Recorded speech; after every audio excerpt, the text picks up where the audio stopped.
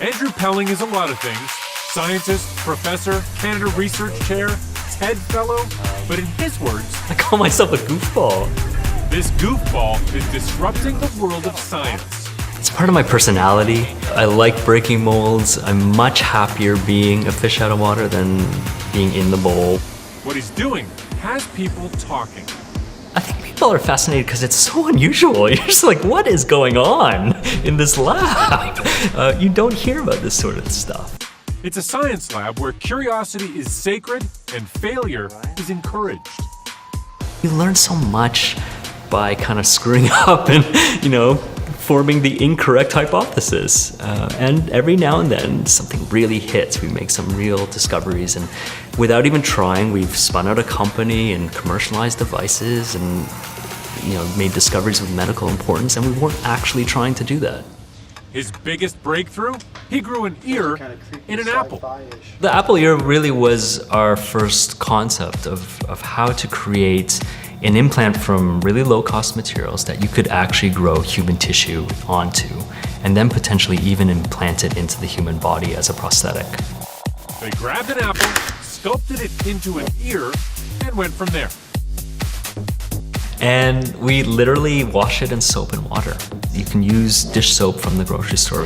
Here's the next ear.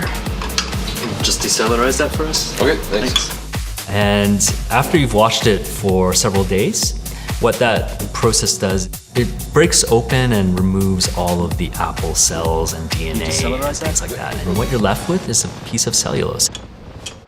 Okay, let's have a look. We're good? Okay. So yeah, this is looking really, really good.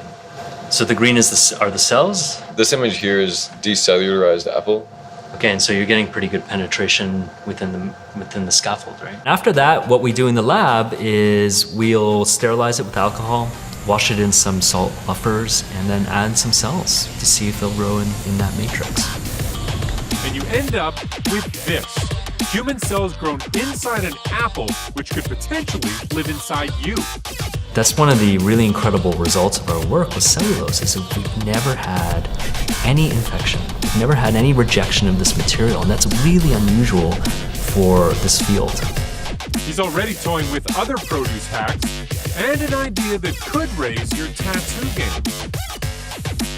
In my mind, I was sort of imagining people who get tattoos of flower rose petals and things like that. I was thinking, wow, that could be like the next type of tattoo, but instead of ink, you're actually embedding a decellularized rose petal. Like, how cool would that be? Just to be clear, this isn't a joke.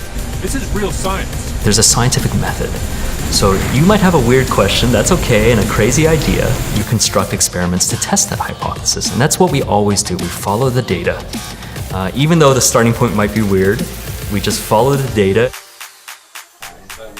And it's clicking with people everywhere he goes. During one talk, a throwaway comment about starting a storefront lab hit a nerve. And at the end of the talk, I just kind of blurted out to be provocative. What would happen if I took my lab and I just put it on the street in a storefront? What would you say to that? And I was expecting a debate, but what happened is I step off stage and there's a line of people in front of me all saying, when does it open? What are your hours? What's your address? And I'm like, I don't have any factory. This doesn't exist. It was a joke. Well, the Experimental Science Lab factory does exist now. Sort of the Uber of labs, where you can finally bring that idea everybody else told you was ridiculous.